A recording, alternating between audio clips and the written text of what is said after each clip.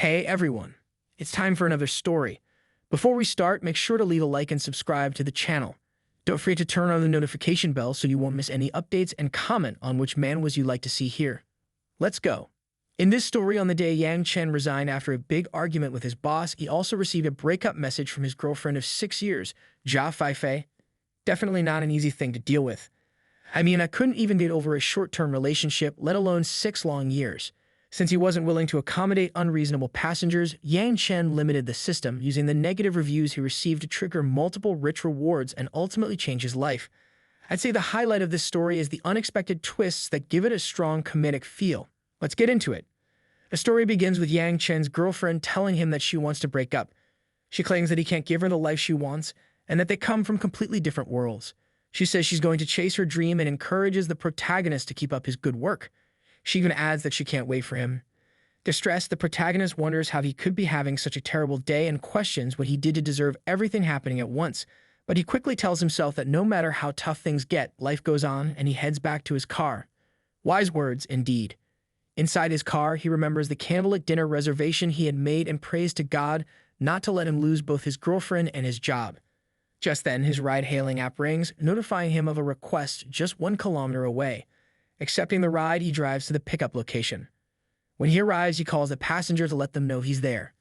A young woman answers, saying she just applied her foundation and will need at least another 20 minutes. Furious, the protagonist asks why she ordered a ride so early and if she couldn't have done her makeup before calling a taxi. The young woman insists she's almost done and asks for another half hour. She also warns that if he cancels the ride, she'll file a complaint against him. He tells her she can do whatever she wants. He's canceling the ride anyway. Soon after, he receives a notification of a complaint. Suddenly, a pink-haired girl appears out of nowhere, startling him. He immediately asks who she is. She introduces herself as a bad review reward and asks if he would like to activate the host system, confirming with a simple yes or no. Shocked, the protagonist says he's heard of rewards for good reviews, but never for bad ones.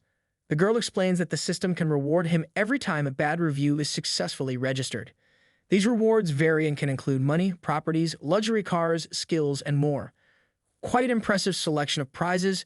Overjoyed after hearing this, the protagonist doesn't hesitate and asks the girl to activate the host system. Immediately, she steps forward and kisses him. She then announces that the bad review system and the host have been successfully activated. She advises the protagonist to seek bad reviews from passengers who are rude or unpleasant. However, he should still provide good service to maintain a high driver rating and avoid getting his license revoked. Since he had just received a complaint, the system rewards him with a 28% stake in the All-Island Hotel Group, making him the second largest shareholder of the hotel chain. The system then informs him that he is invited to dine at All-Island immediately, where he will receive a property transfer contract. Contracts like that never come my way, wonder why. Soon the app rings again, notifying him of a new ride request. This time 1.2 kilometers away. The destination? The All-Island Hotel. The protagonist realizes that this request was made specifically for him, just in time for his dinner at the hotel, and to collect his property transfer letter. Yang Chen arrives at the pickup location where a female passenger asks if he is the driver she requested. Confirming it, she gets into the car and they set off. On the road, the passenger questions why the protagonist keeps glancing at her through the rearview mirror. He responds that she doesn't know how to drive and that he was actually checking the road conditions behind him, not looking at her. A fitting reply to her question. Furious, the passenger demands to know how he dares to insult her by saying she doesn't know how to drive while she's just asking a question. She immediately assumes that the protagonist is unlicensed and also complains that he's driving too slowly. Without hesitation, the protagonist floors the gas pedal, making the passenger take back all her words.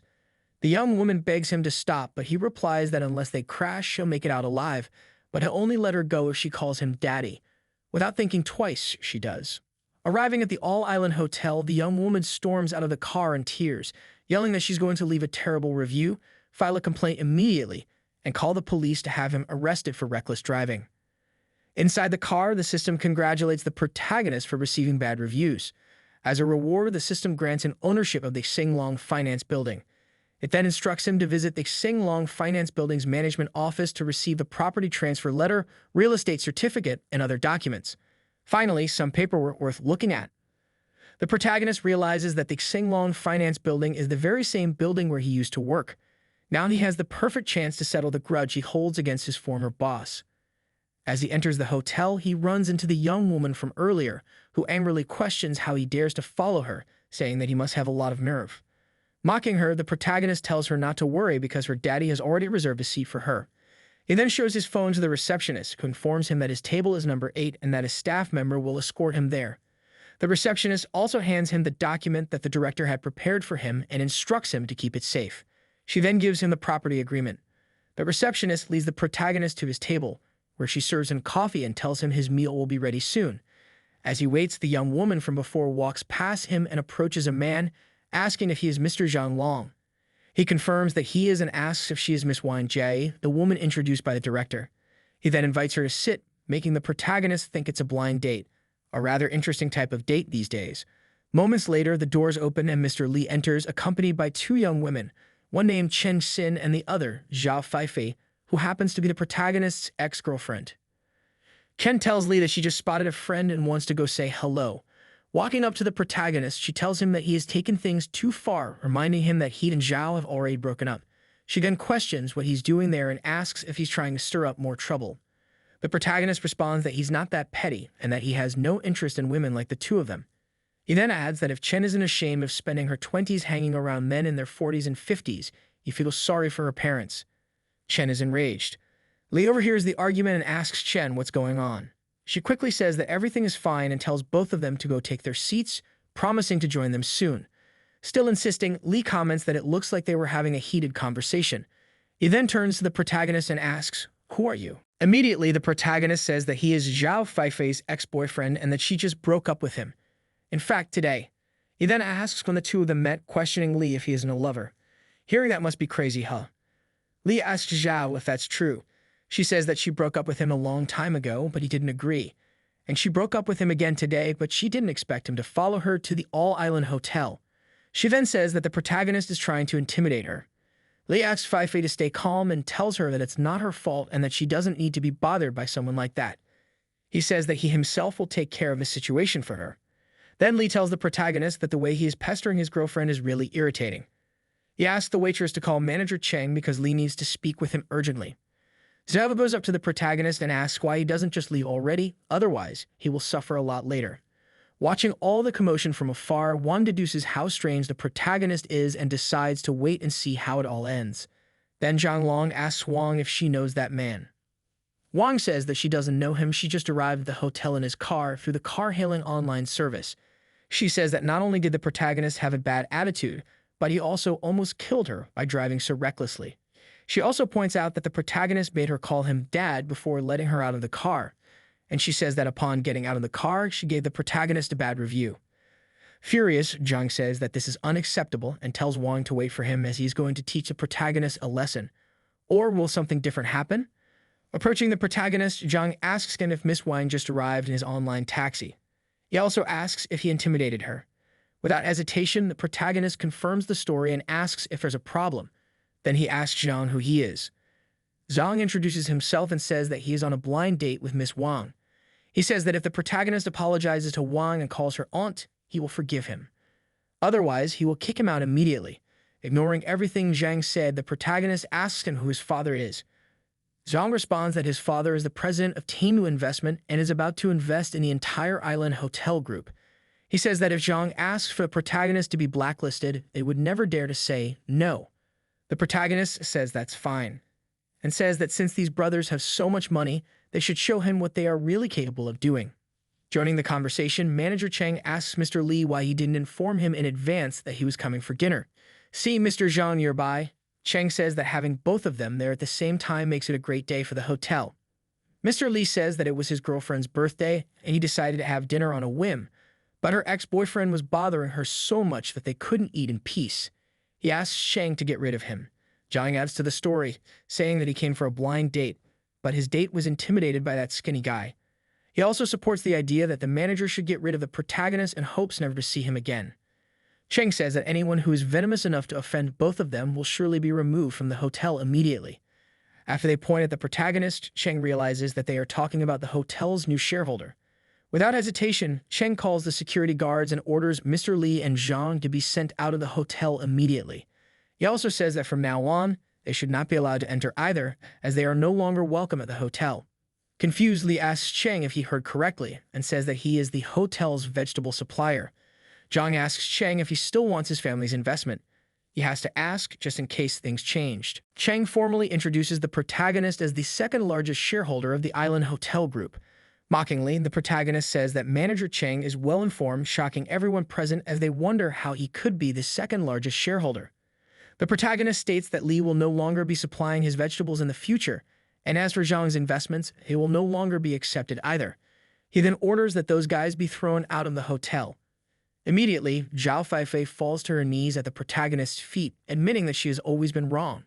She claims that she only let Lee hold her hand, but never engaged in anything beyond that. She tells the protagonist that both her body and mind still belong entirely to him. Chen Xin joins the conversation, telling the protagonist that Zhao Feifei is not a good woman and only loves vanity. She emphasizes how she herself is still clean. Lee then tells the protagonist that he didn't know his girlfriend was his girlfriend before Mr. Yang. He insists that if he had known, even if God had given him the courage, he would never have dared to compete with someone like the protagonist. Furious, the protagonist asks Cheng why he still hasn't expelled them as requested. Without hesitation, Cheng calls the security guards and demands to know why they haven't removed those people yet. The guards immediately remove everyone from the room, leaving only Zhang and Wang behind. Cheng tells the protagonist that Zhang Long is the son of the president of Temu Investments. The protagonist responds that no investments will go through as long as he is against Zhang. He then asks manager Cheng why he fears Zhang. Without delay, Cheng orders the security guards to remove Zhang and blacklist his association, ensuring that he is never allowed to enter the hotel group again. Furious, Zhang demands that everyone stay away from him. He declares that a mere second shareholder of the All-Island Hotel is nothing that Temu Investments would ever bother with. He then calls Miss Wang to go eat at another restaurant with him. The protagonist then asks Wang who she is on a blind date with. Picking up a flower, he says that since the flowers are already ready, why doesn't she sit down so they can talk? He acknowledges that he might have scared her earlier with his jokes in the car, but would like to apologize properly. Even if he's lying, apologizing is worth it. Wang said she will give the protagonist a chance to make amends since he is being so sincere. Furious, Zhang asks Wang if she knows what she is doing. He claims that he is in conflict with the protagonist because of her and asks if she is truly insulting him. Wang replies that he didn't do it for her, but for his own ego. She also states that she never asked him to start a fight with the protagonist. She accuses Zhang of simply wanting to show off. At a loss for words, Zhang declares that while he cannot touch the protagonist, he can touch her, right? He warns her that if she dares to sit and dine with the protagonist now, she will be humiliating him. He then tells her to think carefully about what will happen to her if she does. Completely ignoring Zhang, the protagonist tells Miss Wang to sit and eat in peace. He assures her that if even a single fly dares to disturb her, he will get rid of it. Furious, Zhang calls Wang a bitch and attempts to hit her, only to be stopped by the protagonist. Cheng then orders the security guards to get rid of that trash immediately. As the guards drag Zhang away, he shouts that he will return to tell his father everything. Returning to the table, the protagonist pours a bit of wine into a glass and hands it to Miss Wang. With a formal introduction, he presents himself as Yang Chen and says it is a pleasure to dine with her. Wang introduces herself as Wang Jai and says that she will remove the bad review later. She then asks if they can start over. The protagonist replies that it's unnecessary and says that the bad review should serve as a reminder of their special meeting. Wang asks the protagonist what his family does. He then responds that his parents died unexpectedly many years ago and that now he works as a car driver. And what about her? Wang says her hometown is Sioux City, and she is currently working in a luxury store. Since she wants to stay in that city, she goes on blind dates. The protagonist then remarks that everyone has the right to seek a better life and that there's no shame in a woman relying on a man. Wang agrees and raises her glass in a toast. Celebrating a good conversation and settling accounts is definitely worth a toast. Wang then asks the protagonist if he knows why she was so prejudiced against him when she got into the car. She explains that she had 2 blind dates that day and the last guy she met was really nice, but he tried to kiss her while the theater was dark.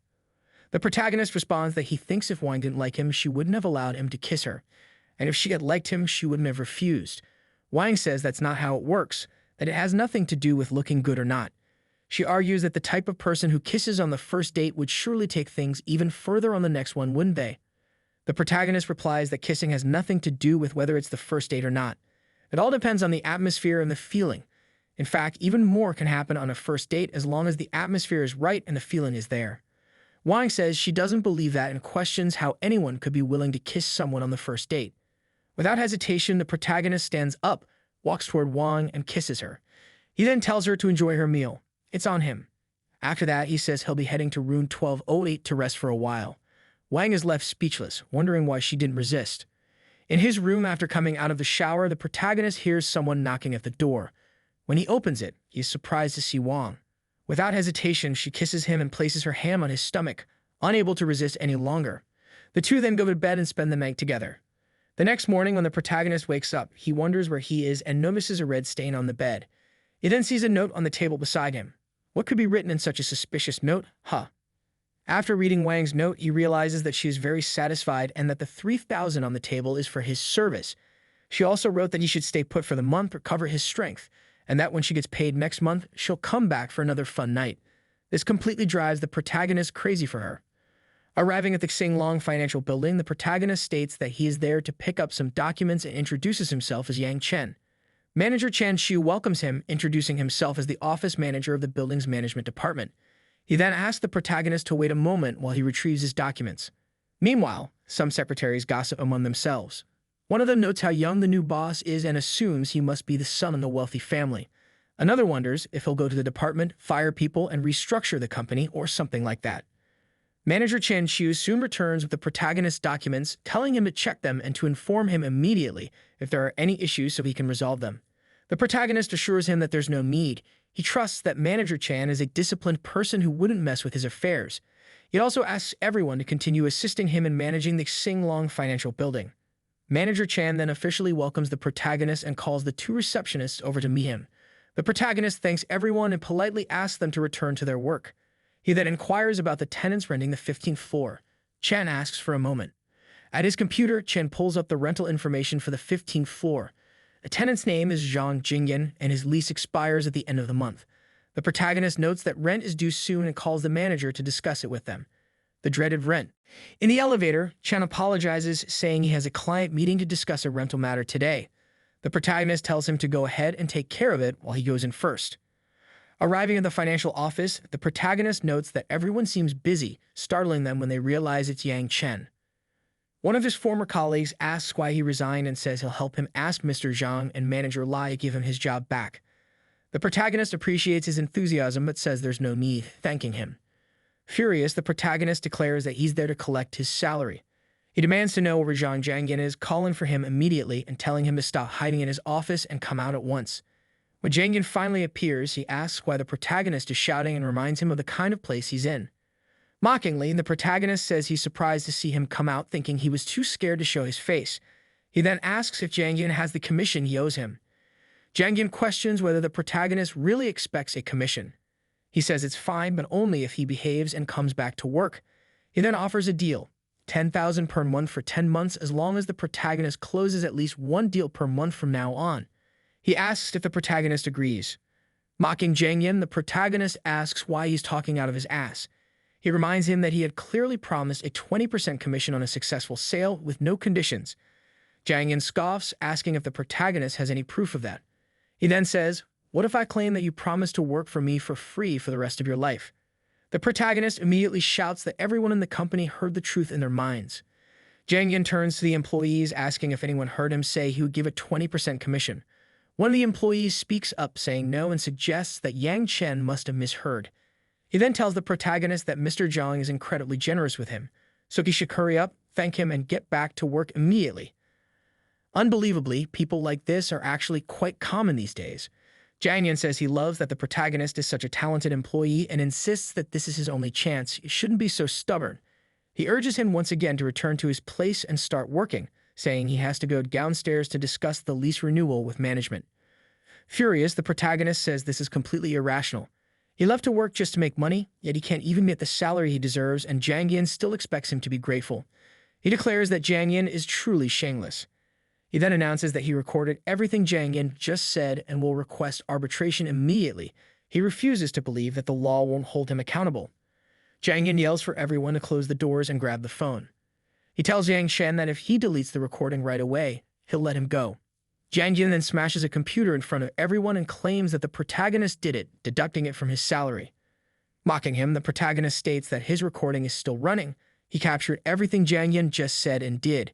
He also reminds him that phones have a feature called cloud backup. Even if he deletes the data from his phone, the backup will still be saved. Furious, Xiao Yan calls the protagonist despicable and asks how he dares record him secretly, calling him shameless. Wanting to escalate the situation, one of the employees chimes in, saying there's no point in Xiao Yan arguing with the protagonist.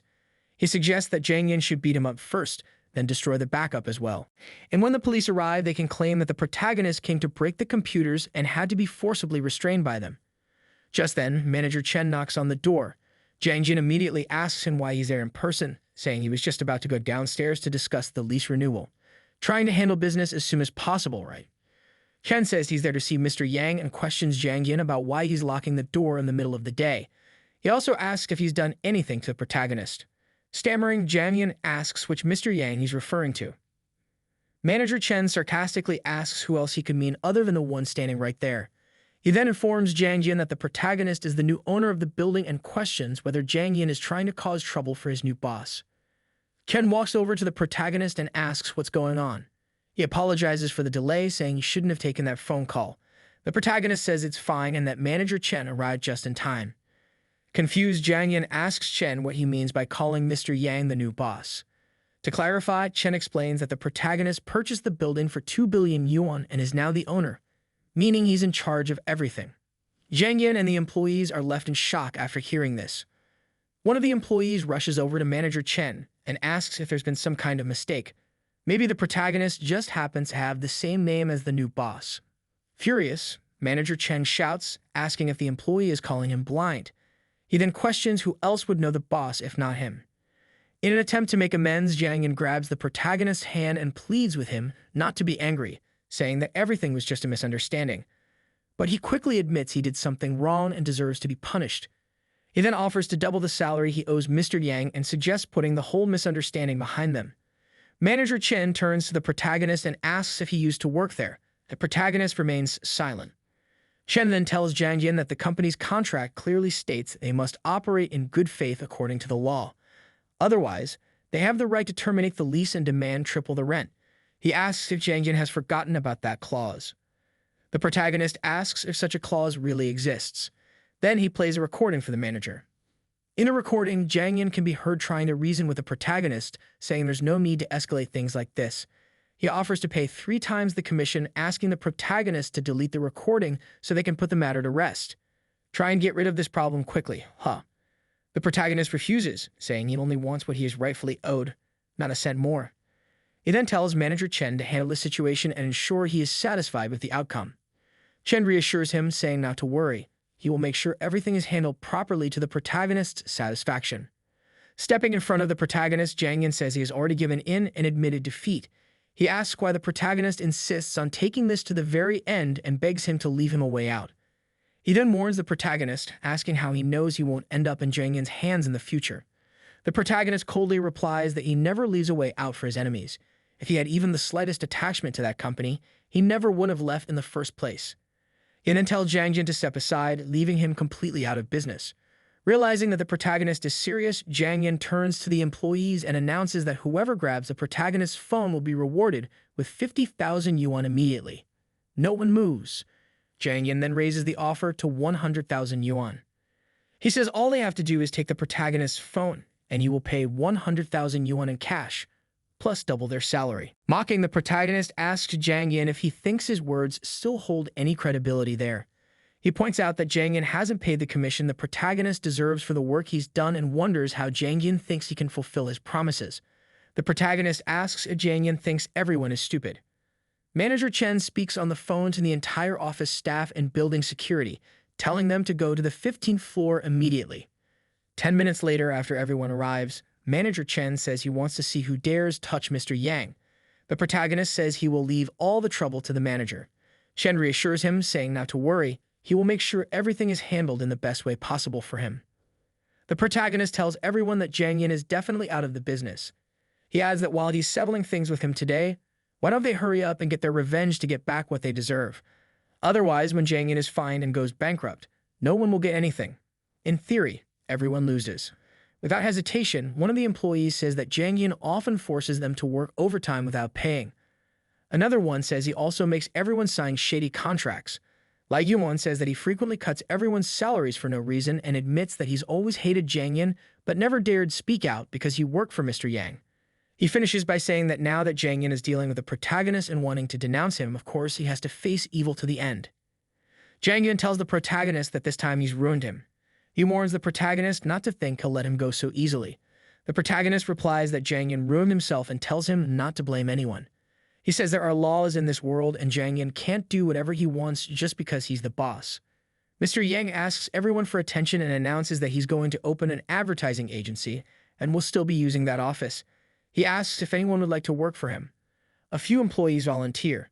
The protagonist then turns to Lai Yuan and asks if he's not the legal slave of Jiang Yan and what's the point of hiring him. He tells him to leave immediately, saying he's not welcome there. Crying, Lai Yuan kneels before the protagonist, hugging his leg. He says that if he goes to labor arbitration with the protagonist to sue Jiang Yan, he can keep him. The protagonist says that even if Lai Yuan kills Jiang Yan, he still wouldn't keep him. He says there's no future for people like him and no way he can keep him. Great argument. The protagonist tells everyone that at most in half a month they can all return to work. From now on, the management of the department will be handed over to Xiao Yan and everyone can go directly to her if they have any issues. He finishes by telling everyone it's time to take a vacation, go home, rest, and wait for the notice to return to work. Xiao Yan asks if he will make her a manager. She says she has no experience and may make some mistakes. The protagonist says there's no problem with being inexperienced as long as she learns the basics. Xu reassures him that she won't worry. She will study, and she will study hard. After everyone thanks the new boss, he returns to his car, satisfied with his revenge. He says it's time for him to start working. On the app, it shows that he has a new request just 500 meters away from his current location.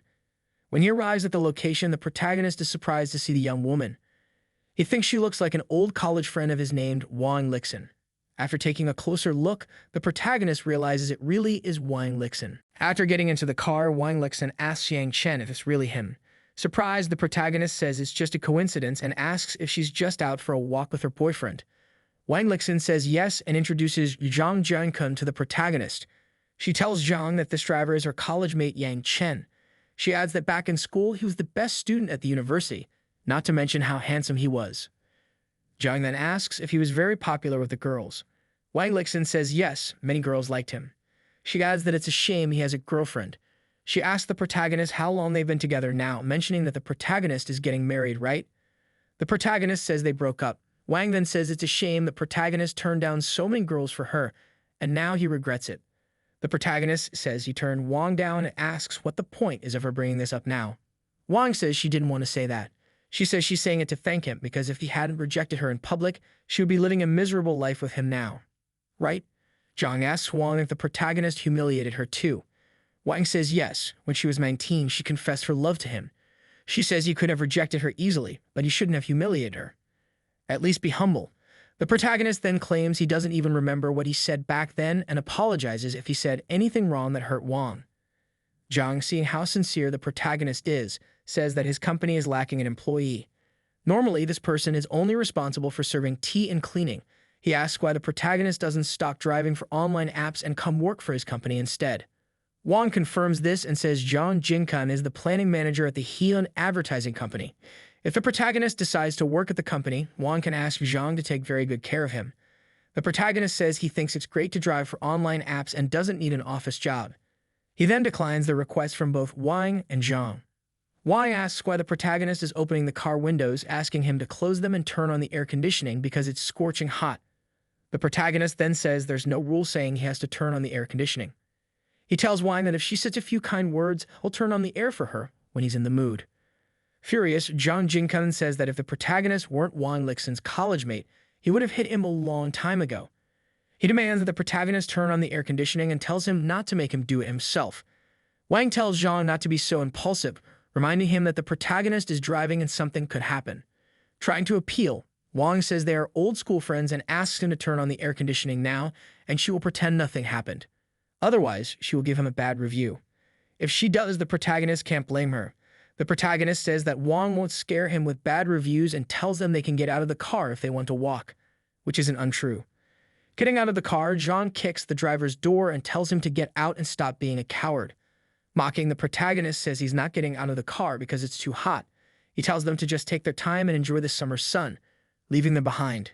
Wang asks Zhang Jinkun where they are now. Zhang says that it's a bridge over the river and it looks like parking isn't allowed there.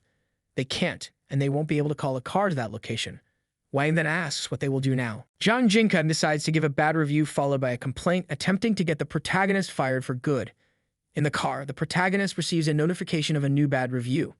He gets congratulations from the system for receiving a bad review with a reward of 2 million yuan. Leaving the convenience store, the protagonist says he quit his job a few days ago and is now driving for online apps for a while. He tells Wang that if she feels embarrassed to be with him, she can pretend she doesn't know him if she sees him later. He says he will send the car recording to customer service for analysis and will post it in the group for everyone to hear. Wang shows Zhang that the protagonist posted the recording in the class group, and now everyone is blaming Wang. Threatening, Zhang says he will kill Wang's classmate.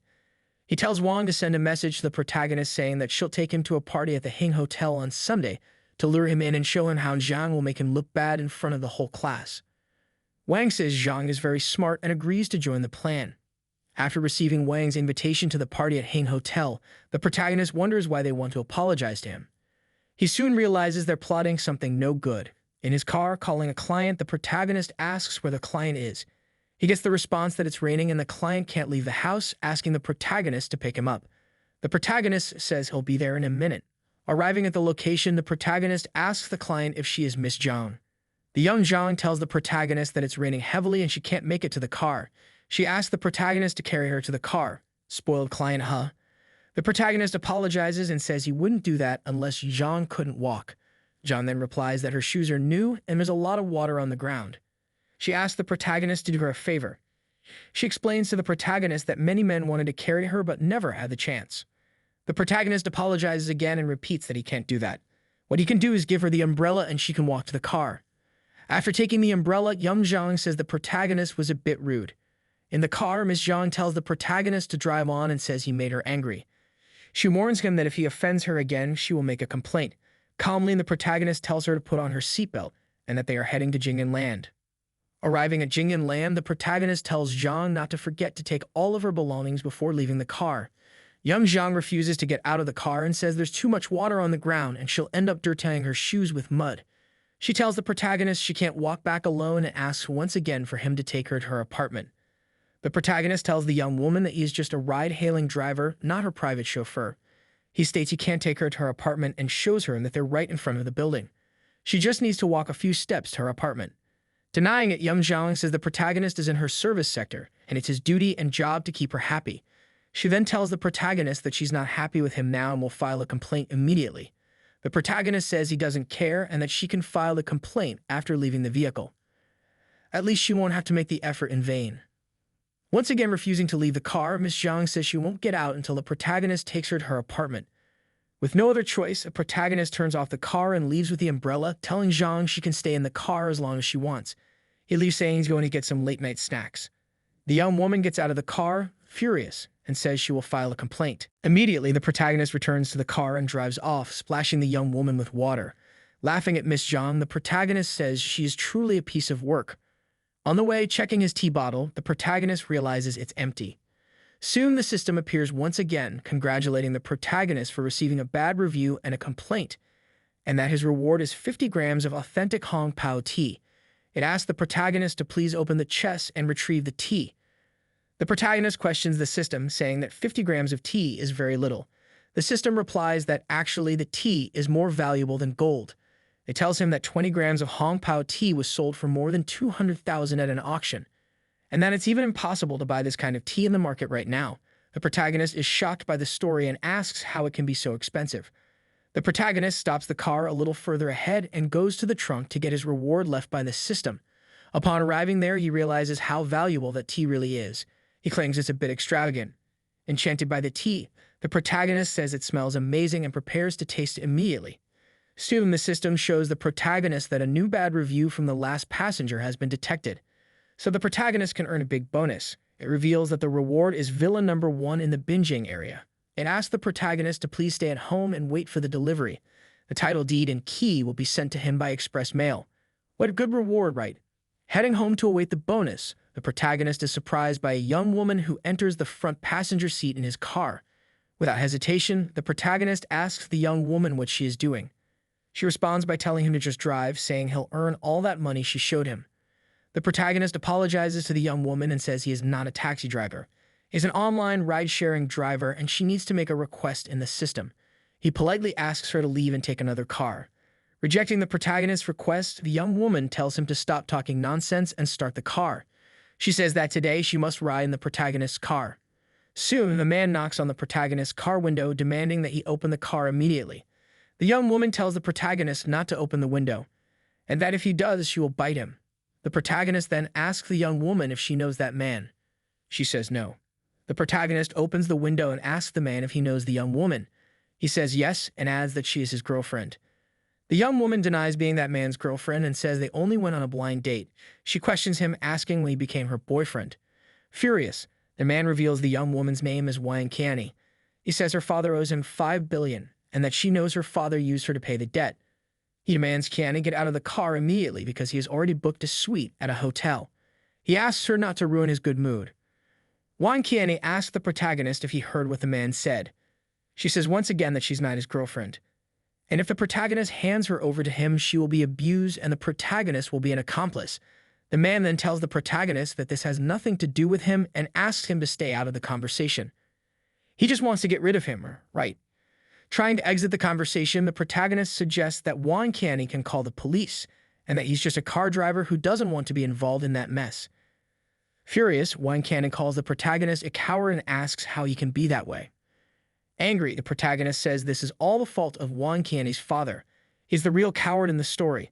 He also says he has nothing to do with that mess and has no obligation to protect her. He tells her the only thing he can do for her is call the police. Furious, the man walks around the car and heads for the passenger door. Forcing it open, he demands that Kiani get out immediately, calling her a slut. Scared, Kiani pleads for the protagonist's help, who simply tells her she should call the police. Kiani says she could do that, but unfortunately, she doesn't have the money to pay the debt even if she takes the man to the police station. After managing to open the door, the man grabs Kiani by the hair, calling her a slut, and says he's going to have relations with her right there in the car. He then turns to the protagonist and tells him to take both of them to the suburbs, where he will let the protagonist have relations with Kiani. Without hesitation, the protagonist starts the car. Zhang Hengji asks what he's doing and says that if the protagonist dares to take Kiani away, he will search all of Paleside to kill him. He points out that he is Zhang Hengji, the heir to the Yawa group. The protagonist says he doesn't care who he is and immediately drives off, taking Kiani with him. Furious, Hengji says that the protagonist has no idea what awaits him. He says he won't let him get away from this situation unscathed. Hey guys, are you enjoying the story so far? Drop a like to show some support and let me know what you think in the comments. If you got a story you want to see here on the channel, comment the name and I'll keep an eye out to bring good stories. A little further on, Kiani thanks the protagonist. The protagonist then says she doesn't need to thank him because he's not interested in her. He then tells her to get out of the car immediately and take a taxi ahead. Soon, the protagonist is surprised by Hengji pulling in front of his car. It was like Fast and Furious here. Furious, Hengji tells the protagonist to stop the car and says he won't ask again. Scared, Kiani tells the protagonist that Hengji is after both of them. Soon, the protagonist makes a maneuver that causes Hengji to crash his car, leaving him far behind. A little further ahead, the protagonist asks Kiani to get out of the car. Wang then tells the protagonist that she's given him a chance to take her home. She says she'd rather give her virginity to the protagonist than sleep with Hengji. Angrily, the protagonist tells her not to play games with him and orders her to get out of the car immediately. Arriving in the Binjing area, the protagonist is greeted by a man in a black suit who hands him the property deed, the contract, and the key to Villa Number 1 in Binjing. He says he will take the protagonist to the villa and they will park the car for him.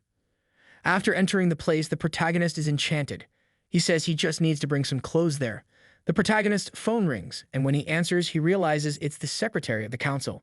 He says he's calling to inform the protagonist that he must attend a meeting at the Island Hotel headquarters at 3 p.m. tomorrow. The next day, the protagonist apologizes for being late. He introduces himself as Yang Chen to everyone and says it's an honor to meet them. One of the guys there says it's a pleasure to meet the protagonist and invites him to sit so they can begin the meeting. He then says he didn't expect the new second largest shareholder to be so young. That's really surprising. Soon after, he introduces Lei Wanhong, the president of Island Hotel Group. He also introduces Zhang Wu, the head of Tamu Investment Corp. They will discuss Tiamu's investment in Island Hotel. Lai Wanhong then says to get straight to the point. Lai says he knows what happened between the protagonist and Mr. Zhang's son at the hotel, and he's there so the two of them can talk a bit together. Zhang then says he's sorry for his son's rudeness and asks the protagonist to forgive him. They only care about this after causing damage. Unbelievable, right? The protagonist says that Zhang's son was very rude and asks Zhang if he expects him to forgive him so easily now. He makes it clear that he is not an easy person. Lai tells Zhang that they will make a great profit if they form a partnership. He then proposes that Zhang's son apologize to the protagonist. Furious, Zhang says that his son did nothing wrong. He says that his blind date was completely ruined and the reason he had to go to the protagonist was just to try to help the girl. He insists that he won't make his son apologize because it doesn't make any sense. The protagonist asks Mr. Lai if there is anything else besides Tiamu's investment. Lai quickly responds that there isn't. The protagonist then says that he disagrees with Tiamu financing the Island Hotel. He says he has things to do and leaves the room as if nothing happened. Still furious, Zhang says that the protagonist is very arrogant. He claims that the protagonist is his investor. Enraged, he asks how the protagonist can be so arrogant and rude. Mr. Lai tells Zhang not to get angry and points out that the protagonist is simply very impulsive. Mr. Lai then says that he will talk to the protagonist later and asks Zhang to talk to his son about apologizing to the protagonist. After all, the problem will be resolved if Zhang's son apologizes to the protagonist. He says it will be much better for Zhang. With no other choice, Zhang says he will talk to his son, but only for today. Arriving at the parking lot to get in his car, the protagonist is surprised by Hangji and 4 other thugs. Startled, the protagonist asks what Hangji is doing there. Hangji replies that he said he would search the entire city for the protagonist if he dared to take Wang Qianni. The protagonist says he doesn't care and asks Hangji if he wants to fight. Hangji says he's going to defeat the protagonist, but not now. Since the protagonist kicked him out of his car, he's going to destroy the protagonist's car. Soon, Hangji's thugs start destroying the protagonist's car. They wreck the car like in that Street Fighter bonus stage. The protagonist takes out his phone to film the action. Hangji tells the protagonist that he doesn't need to film. He can pay for everything. But the protagonist must go through the legal process before receiving payment. He tells the protagonist that he won't be able to drive until at least mid-year, and he wants to see how the protagonist will manage without his car. Arriving in a luxury sports car, Wang Qianni asks Hangji if he's crazy. She asks why he destroyed the protagonist's car when she promised Hangjiao that she would be with him tonight. She questions how he dares to do that to the protagonist. Hangji responds to Wang Qianni, saying that he does whatever he wants and that this is none of Wang's concern. He claims he wants to ruin what the protagonist paid for. He then asks Wang if she cares about the protagonist and says that the protagonist is just a terrible driver of ride-sharing cars. He questions how Wang Qianni could like a loser like him. He says that by the end of the night, he will have relations with Wang Qianni. Wang then says that if she could pay off all the money her father owes him, she wouldn't care about Zhang at all. Long asks the protagonist what he did to make Hangji so mad. The protagonist says it's a long story and asks what Long is doing there. He also asks if the meeting is already finished. Long says that he's there because his father asked him to apologize to the protagonist. If not, he won't let Tiamu's loan finance the protagonist's company. The protagonist laughs at Long while placing his hand on his shoulder. The protagonist asks Long if his family is rich. Long then says it's obvious. His family has $1 billion in total assets. They are filthy rich. The protagonist then asks Long if he knows that guy. Long says yes, they finance some of his real estate companies. The protagonist asks Long if he wants to move the past without apologizing to him. Understanding what the protagonist meant, Long questions if the protagonist wants him to take care of Hangji for him. Trying to please him, of course. Saying that Long is very smart, the protagonist proposes a deal. He suggests that Long lend money to Wang Qianni to pay off her father's debt to Hangji, and in exchange, Long can finance the Island Hotel. Confused, Long asks why he doesn't lend the money himself since he owns 28% of the Island Hotel. He claims that those 28% are worth more than $3 billion, so $5 million for the protagonist seems like very little. The protagonist says that he's now a car driver. He asks Long if he doesn't understand what that means. Long then realizes that the protagonist comes from a very wealthy family. The protagonist then asks Long to speak quietly. Regaining his composure, Long tells the protagonist to ask Wang Qianni's father to go to his company to get the details before 9 a.m. the next day. The protagonist then tells Wang to meet at Tiamu Investment Corp before 9 a.m. the next day. Mr. Zhang Long agreed to give her a loan, and if she needs another loan, she can negotiate with them. Without hesitation, Wang Qianni jumps into the protagonist's arms, thanking him for his help and saying she knew he was attracted to her.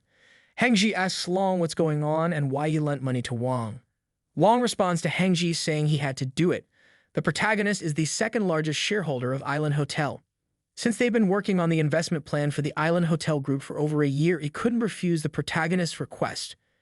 Shocked to hear that, Hengji asks if Long didn't make a mistake and if he's sure that the protagonist is really the second largest shareholder of the Island Hotel Group. Little does he know, he's right. Long then questions Hengji if he still doesn't understand what the conversation is about. Realizing the situation, Hengji drops his stick and thinks that the protagonist might be a huge unknown mogul. Hengji's thugs panic and ask him what they should do now. They wonder if Hengji offended someone big. One of the thugs says it was him who asked to break the car. He says Hengji needs to help them fix it. Realizing he messed with the wrong person, Hengji, embarrassed, asks the protagonist if he's really the second largest shareholder of Island Hotel. He questions why he didn't say so earlier. If he had, there wouldn't have been any misunderstanding. The protagonist says that, unlike Hengji, he never throws his weight around. The officer asks Hengji if he's some kind of idiot. He says that if Hengji takes this to court, things will get more complicated. He tells him that anyone who intentionally damages someone else's property worth more than 5,000 will be charged with a crime. Try and get out of trouble. Hengji says he's the son of Zhang Yao. The officer says he doesn't care who Hengji's father is, but intentionally damaging the protagonist's car is a crime and he must take responsibility for it. The officer then asks Hengji how he's going to handle this. Hengji says it's okay and that he will pay for the car. He points out that he's rich and asks the protagonist how much he wants. If 100,000 is enough. The protagonist then says he doesn't want to settle this privately and will take it to court.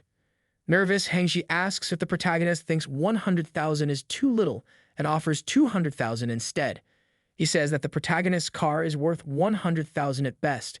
He tells him not to dream so big. The protagonist says it's not about money. He just wants to defend his honor. Feeling threatened, Hengji asks the protagonist if he's threatening him. He then tells the protagonist to file a case, saying he doesn't care if he has a criminal record. He won't need to look for a job since he will inherit all his father's money.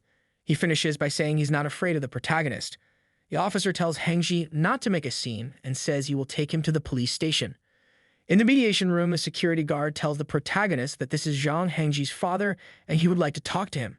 He then asks how much the protagonist wants for the car. Mocking, the protagonist says, like father, like son. They both tried to solve the problem the same way and neither of them apologized. He then says he can't be bought and that he will definitely take this to court.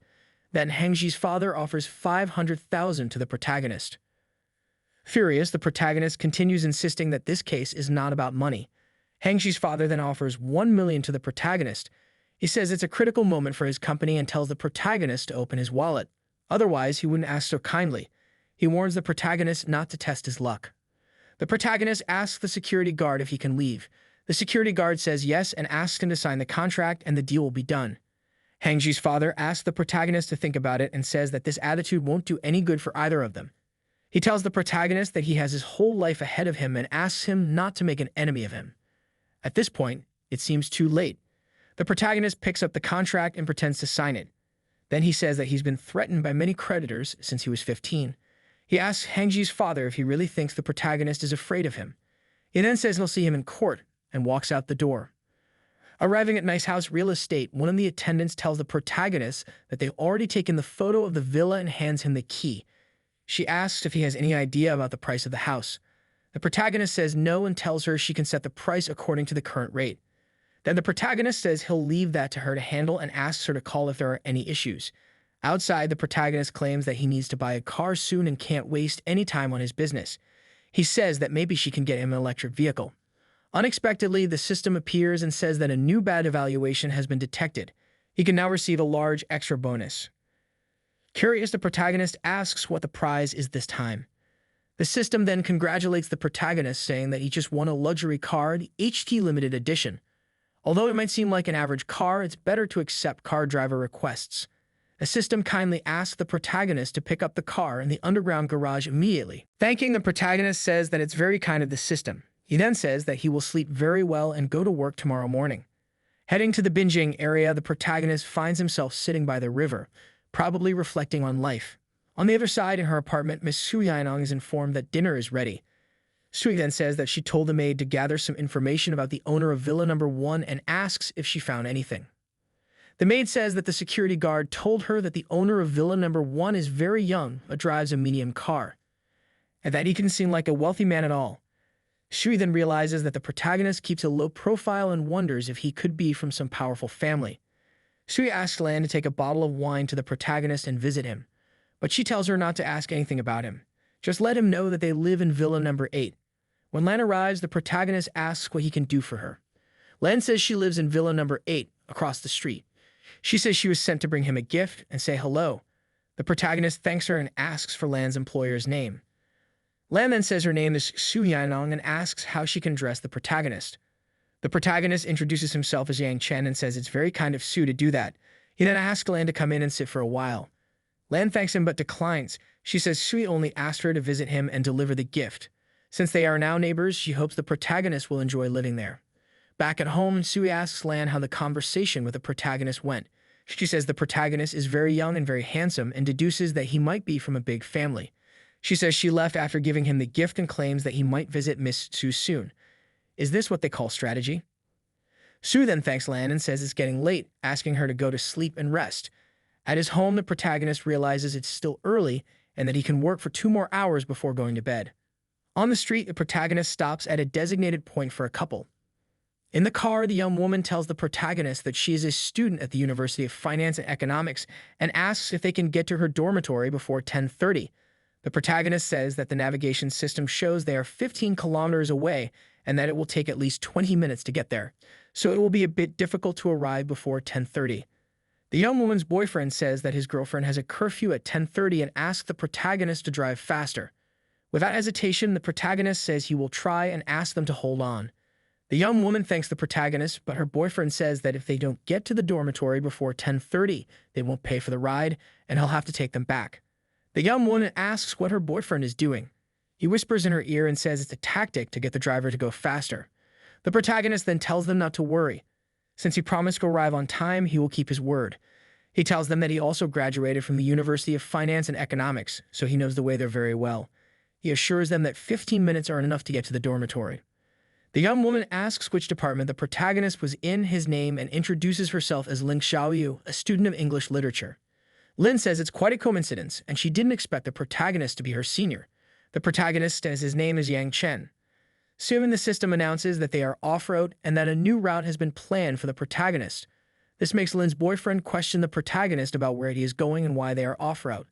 The protagonist explains that if they followed the GPS direction, they wouldn't make it to the dormitory on time. The protagonist then says that this new route will save 5 minutes if they take a shortcut, so he ends up taking Lin to the dormitory on time. Leaving Lin surprised, she says that the protagonist knows exactly what he's doing and asks for his phone number. She says that they can call him if they ever need a ride. Arriving at the dormitory, Lin gets out of the car and thanks the protagonist. He then asks Lin's boyfriend if he's getting out there. Lin's boyfriend says he will make a new request, asking the protagonist to accept and take him home. The protagonist's phone then shows that he received a new bad rating. The protagonist knows he only had one ride that night, and the rating must have come from Lin's boyfriend. What a jerk, huh? The system then shows the protagonist that he received a new bad rating. The reward is the Beijiquan skill, which will be activated immediately. The protagonist questions Lin's boyfriend about what he means by that bad rating, since he took his girlfriend to the dormitory on time and wonders why he gave him a bad rating.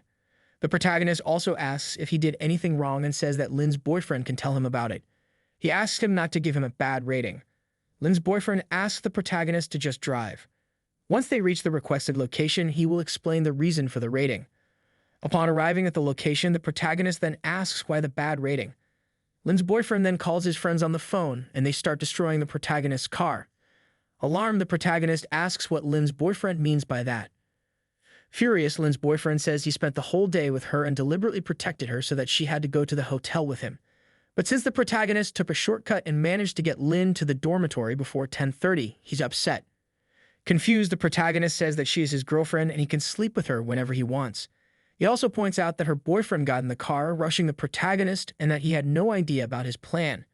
Lin's boyfriend asks the protagonist to stop talking nonsense and demands that he get out of the car immediately, lost the argument, and resorted to ignorance. As the protagonist gets out of the car, one of Lin's boyfriend's henchmen says that the protagonist doesn't look like a coward and calls the other henchman to grab him. He says they can have some snacks tonight. The protagonist asks Lin's boyfriend to hold on for a minute, which makes him ask if the protagonist is scared. He tells the protagonist that if he apologizes on his knees, he'll let him go. Lin's boyfriend says they are starving and tells the protagonist not to waste their time. The protagonist says there are cameras around and that this will cause problems for Lin's boyfriend when he defeats him. He then proposes that they fight in that dark alley and says he will leave as soon as they're done and won't leave any evidence against him. Falling for the protagonist's trick, Lin's boyfriend follows him to the alley. Once there, he's surprised by some of the protagonist's henchmen who beat up Lin's boyfriend and his henchmen. One of Zhang Yu's henchmen asks who that guy is and says he punched him before he could even move. He says the guy must be responsible for this and will have to pay for the doctor's bills. Confused, Zhang Yu says he doesn't know and guesses that the guy is a martial artist. Zhang Yu says his chest hurts a lot and that his rib is probably broken. Shocked, Zhang Yu tells the protagonist that his rib may be broken and says that the protagonist can't defeat him. If he beats Zhang Yu to death, he'll be put in prison. The protagonist says he just wants to talk to him and won't hit Zhang Yu. Zhang Yu then asks what the protagonist wants. Begging, the protagonist asks him to cancel the bad rating and says that it's the first request he's made since he bought his new car. With no choice, Zhang Yu says he will do that. Lin calls the protagonist and asks how much she owes him since he took her boyfriend home. The protagonist tells her she doesn't need to pay and asks her to keep the money for the medical bills. He also tells her that her boyfriend asks people to beat him up and that he only hurt her boyfriend. He tells Lin that her boyfriend is a bad man and that she better break up with him. A logical thing to do, right? Lin then calls Zhang Yu and asks why he confronted the protagonist. Zhang Yu responds to Lin, saying that she kept talking to the protagonist when they met and asks her if she has any idea how he felt. He says he just wanted to beat the protagonist up, questioning if Lin cares about him. Furious, Lin calls Zhang Yu an idiot and hangs up on him. Enraged, Zhang Yu recalls the protagonist's request to remove the bad rating and says that since the protagonist asked him to remove it, he will complain even more, claiming the protagonist can't do anything against him. In the car, the system congratulates the protagonist and says a new bad rating has been detected. The protagonist can earn a big bonus. The system then says that the protagonist had a chance to strengthen his body, and the process will take 49 minutes. It tells the protagonist that he can give the order to let the system strengthen his body when he's ready. The protagonist says that thanks to Lin's idiot boyfriend, he got another reward. After lying down on his bed, the protagonist tells the system to start strengthening his body. The system confirms the request and starts the process. It tells the protagonist not to move as the process will take 49 minutes. 49 minutes later, the protagonist's body fortification is successfully completed. The system tells him that from now on, no one can defeat him with bare hands. Thinking this is great, the protagonist deduces that he is now the strongest in the world. Feeling a terrible smell, the protagonist wonders where the stench is coming from and wonders if it's because his body was detoxified just now. He says he needs to take a shower immediately. Time to wash off the grime. The next day, while taking a walk, a protagonist runs into Xu. She quickly asks if it's really him. Xu says yes and asks the protagonist if he is Yang Chen, the owner of Villa No. 1. The protagonist says yes and that it's a pleasure to meet her. He thanks her for the lovely gift she gave him the night before. Xu tells the protagonist she's glad he liked the gift. The protagonist then says he won't bother her and bids farewell to Miss Xu, continuing his walk. Xu then realizes that the protagonist is truly a very nice gentleman. Meanwhile, the protagonist wonders if he should give Xu something in return. He then remembers the Hong Pao tea. Later, the protagonist goes to Xu's house and is greeted by Lan, who invites him to come in and make himself comfortable. The protagonist says that since he received a gift from her the previous night, he thinks he should give something in return. He tells her that he recently bought some tea and brought some for her to try. This leaves Lan wondering what kind of tea the protagonist has brought. From the balcony of her apartment, Xu asks the protagonist to come in and sit down. She tells Lan to go fetch the Longjing tea from Westlake and tells the protagonist that he can try the tea. The protagonist then apologizes for bothering Miss Xu. Soon, Lan says that the protagonist would have said he wanted to drink tea with her, and suggests that maybe she can use what the protagonist gave her to make the tea. Sui agrees and asks Lan to put the kettle on the fire. The protagonist tells Lan that she and Miss Xu can enjoy the tea, and that he has to leave now since he has to work. Before he leaves, Xu asks the protagonist what he does for a living. In a hurry, the protagonist says he's an online rideshare driver, which makes Xu wonder if he's not rich. Lan asks Xu what kind of tea the protagonist gave her. Xu says she's never seen it and can't recognize what kind of tea it is. She then asks Lan to take it to Mr. Hong and let him check it. He might know what kind of tea it is. I won't even tell you. Xu wonders how a car driver could afford Villa No. 1. She says the protagonist is a man of many, many secrets. The next day, the protagonist goes looking for another passenger. Upon arriving at the location, the protagonist asks the woman if she's the one who made the travel request. Wang Qianni asks the protagonist when he bought such a mediocre car. She reminds him that he's very rich and made her think he would buy a sports car. Then she says she changed her style and asks the protagonist if she looks more beautiful and attractive. Ignoring everything Wang says, the protagonist starts by asking if Wang can keep her mouth shut. He says she can be charming when she's quiet, but she becomes less attractive when she starts talking. He then tells her to buckle up and asks if she's going to Mary's restaurant. Wang says yes, and that she made a reservation there. She also wants to pay for the protagonist's dinner. He thanks her but refuses the invitation, saying he doesn't have time because he has work to do. He then asks Wang if she's going to get him drunk and kidnap him. Laughing, Wang says no and reminds him that the day before he was a great help to her. She says her father fixed everything with Xiaomu and that he will receive the funds after signing the contract tomorrow morning. That's why she wants to pay for dinner to thank him. He says he appreciates Wang, but she doesn't need to pay for the dinner. Wang asks the protagonist to look at her. She's beautiful and sexy. How could he refuse a date with such a pretty girl? Wang then asks if the protagonist isn't a man or if he's not interested in girls. Ignoring everything Wang says, the protagonist tells her that if she has nothing else to say, she can get out of his car. This makes Wang ask if the protagonist really isn't interested in girls, calling him terrible. It happens, you know. Further down the road, the protagonist finds another passenger. The man with the young woman says she can't go anywhere unless she pays for it. The young woman says she was just passing by and didn't even touch the bicycle. She says the bike fell and hit his car, and that it has nothing to do with her mother. The man says he parked his car there 10 minutes ago. When the young woman arrived, the bike fell and hit his car. He deduces that it must be her fault. He then says he'll hit her if she doesn't pay for it. From a distance, the protagonist tells the man that he can check the surveillance footage from the bakery, as the camera has a clear view of where the bike fell. The young woman agrees with the protagonist and says they'll know the truth after checking the surveillance footage. The man tells the protagonist, deducing that his car looks new, to mind his own business or he will destroy the protagonist's car. Calmly, the protagonist says that the man just wants the young woman's money. He dares not to check the security footage and says he's a man. So how could he do that to a girl like her?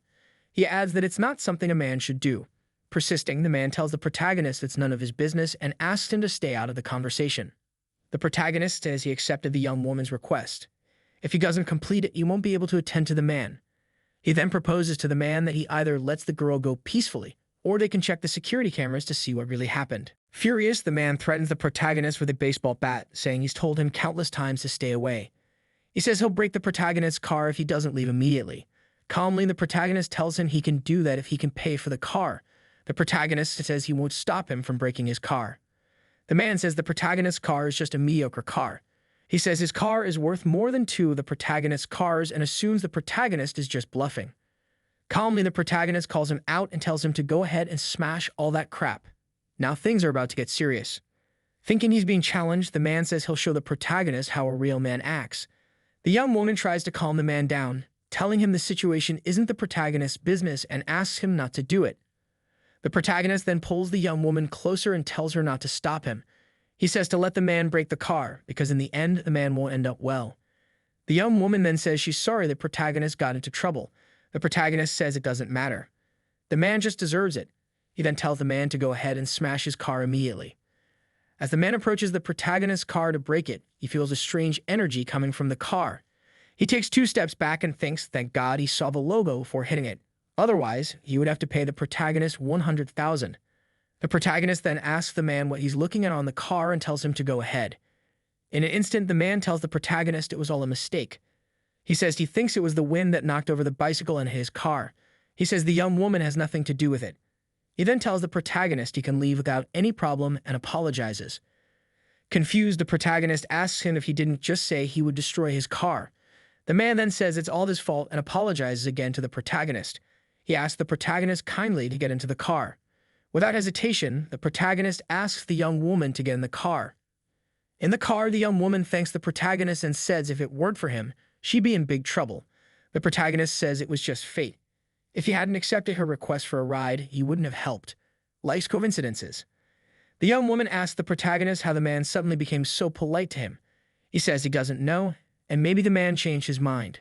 Arriving at the place, the young woman requested, she thanks him and says her name is Xiao Yan. She asks the protagonist for his name. She then says it's lunchtime and her roommates invited her to lunch today. inviting the protagonist to come with her. The protagonist says no but thanks Xiao Yan and tells her to have fun. Xiao Yan asks the protagonist if he can give her his number. She says she'll call them when she needs an online car next time. The protagonist agrees and gives his number to Xiao Yan without hesitation. After saying he's hungry, the protagonist goes to a nearby food store to eat. Upon arriving, the protagonist says he'd like to order some dishes. After sitting down to choose the dishes he wants to order, the protagonist receives a text message from Xiao Yan asking if he's near the restaurant. She says she's in room 302 and asks for help because she feels something is wrong with the wine she drank. The protagonist then goes to the counter and asks one of the attendants if she could check on room 302. He says a colleague of his is there and hasn't left yet. After the attendant leaves to check the room, the protagonist finds Zhang Zhengji coming down with Xiao Yan and two young women escorting her. Barely conscious, Xiao Yan says she wants to return to her dormitory. The other women say they'll take her to her dorm immediately, but not really. Surprised, Zhang Zhengji says it's a coincidence to run into the protagonist. He says he didn't expect to see him there. The protagonist, shocked, deduces that Zhengji's father must be really powerful since he managed to get him out of the police station so quickly. Zhengji asks the protagonist if he's joking. He asks if the protagonist really thought he could ruin him with that. He then tells the protagonist to get out of his way because he doesn't have time to deal with him today. Even a cow wouldn't sleep with that talk. The protagonist tells them to wait and questions the young women if they are Xiao Yan's roommates. He deduces that they tricked Zhao and got her drunk. Now they're going to send her to Zhengji's bed. One of the young women says Xiao Yan got drunk because she had a problem with her boyfriend. She says it's none of the protagonist's business. Showing Xiao Yan's help message, the protagonist asks them why she texted him asking for help then. After seeing the message, one of the young women says she's really Xiao Yan's roommate. Zhengji says Zhao is his girlfriend and asks the protagonist to stop talking nonsense and get out of his way. He says he won't ask again. The protagonist says he's going to call the police and a doctor to check if Xiao Yan is really okay. Furious, Zhengji admits that the protagonist is really annoying. He says that from now on, the protagonist has become his enemy. He then runs off, saying he'll come back to deal with the protagonist soon. Half unconscious, Xiao Yan asks the protagonist to take her. The protagonist then tells an attendant that he needs a room immediately. After entering the room and sitting her down on the sofa, Xiao Yan asks the protagonist if he just helped her. The protagonist says yes and asks her what really happened. Xiao Yan then says that her roommates Wang Lan and Zhang Yefi invited her to lunch. When she entered the room, she noticed that Zhang Hengxi was there. Xiao Yan says she wanted to leave, but he asked her to drink some juice before leaving. She says everything started to feel dizzy after drinking the juice Hengxi offered her. The protagonist says there must be something wrong with the juice and asks Zhao what she's going to do now. Furious, Zhao says they've gone too far now. This is unforgivable. She says she wants to call the police. The protagonist agrees with Zhao and says she's right and that those bastards deserve to be punished. After the police arrive, Zhao gets into the patrol car and thinks how Hengxi will regret it this time. Upon arriving home, the protagonist asks Lan what she's doing at the door of his condo. Lan says she's there because Miss Su invited him to have some tea. She asks the protagonist if he has a minute. Who really has time, right? Haha, sorry, that joke was worse than I imagined. Thanking her, the protagonist tells Lan that he's very tired and needs to sleep a little. He says he'll come back earlier tomorrow night and would like to invite her and Miss Su to dinner at his house. Lan says she'll bring some dishes and says she doesn't intend to bother him, leaving the protagonist's house immediately. Back at her house, Su asks Lan what's going on that the protagonist isn't coming to her house. Lan says the protagonist said he was tired and wanted to sleep a bit, but he invited both of them to dinner at his house tomorrow night. Su says he really seems like a big shot. She says everyone in that area wants to go to her house, but he didn't go even though she invited him. But Su also finds his invitation interesting and says she'll try to find out his identity tomorrow at dinner. Xiao Yan calls the protagonist and says that the police told her that Wang Lan did everything alone. She wasn't hurt, so they let her go. But Zhang Hengxi is the mastermind behind all of it. However, he just left and she says that it's not fair. The protagonist says that unfortunately, she doesn't have proof. He tells her to take care of herself and he'll deal with Zhang Hengxi someday. The next day, the protagonist arrives at the location requested by a couple. As soon as the couple gets into the car, the protagonist tells them to fasten their seatbelts. Then the young man takes off his shoes, immediately filling the car with the smell of sweaty feet. The protagonist asks the young man to put his shoes back on because it's dangerous. He asks again, please, for them to fasten their seatbelts. Always buckle up, it saves lives. The young man says he's sleepy and just wants to take a nap. He says the protagonist is just a car driver and asks him not to act so authoritative with him. The protagonist tells the young man that if he doesn't put his shoes on, he can leave the vehicle. The young man tells the protagonist not to be so rude or he'll get a bad rating on the app. The young man's girlfriend also tells the protagonist not to be so demanding and that he should just deal with the smell of the feet. She says the protagonist is providing a service, so how can he complain about the stinky feet of his passenger? She claims it's rude behavior. The protagonist says he's a driver, not a chiropractor, and that he's not obligated to tolerate anyone's stinky feet. Furthermore, it's very dangerous to sit the way the young man is sitting. Once again, the protagonist asks him to put his shoes on, and he'll take them to their destination. Otherwise, they can get out and make a new ride request. The protagonist won't drive them. The young man says the protagonist is very arrogant and that he won't leave the car. He asks the protagonist what more he can do. Without hesitation, the protagonist stops the car and pulls the young man out of the car by his waist like a rag doll. This makes the young man's girlfriend scream for help to everyone passing by. After getting out of the car, the young man's girlfriend says the protagonist ripped her boyfriend's shoes off. She says he dragged her boyfriend out of the car with his hands around his neck and points to the protagonist, saying try to kill her boyfriend. When it's time to tell this side of the story, the protagonist says he's going to tell the whole truth now. He says that the young man took his shoes off as soon as he got in the car. He only asked him to put them back on in case there was any danger. But since he ignored the protagonist, he asked them both to leave the car. Better to avoid problems. People on the street talk about how rude the protagonist is. One young man asks another if he sees that the protagonist is driving a luxury car. He wonders why that rich man chose to be a car driver. The other young man says maybe he's doing it to experience life. On the phone, that guy asks what label was asked of him. He says the protagonist's car looks like an ordinary car. After noticing that the car's label is HT, he changes his mind completely. His girlfriend asks what's wrong and asks if that car is valuable. Her boyfriend then says that car is worth over $1 million and that the guy is extremely rich and now they're in trouble. This leaves his girlfriend completely shocked upon hearing that. And that was today's story. If you liked it, leave a like to give that support, subscribe to the channel, and activate the bell so you don't miss the next videos. Don't forget to comment what you think and what story you want to see here. I'll always be responding to comments, and the best stories you send I'm bringing here. We're together. See you in the next videos.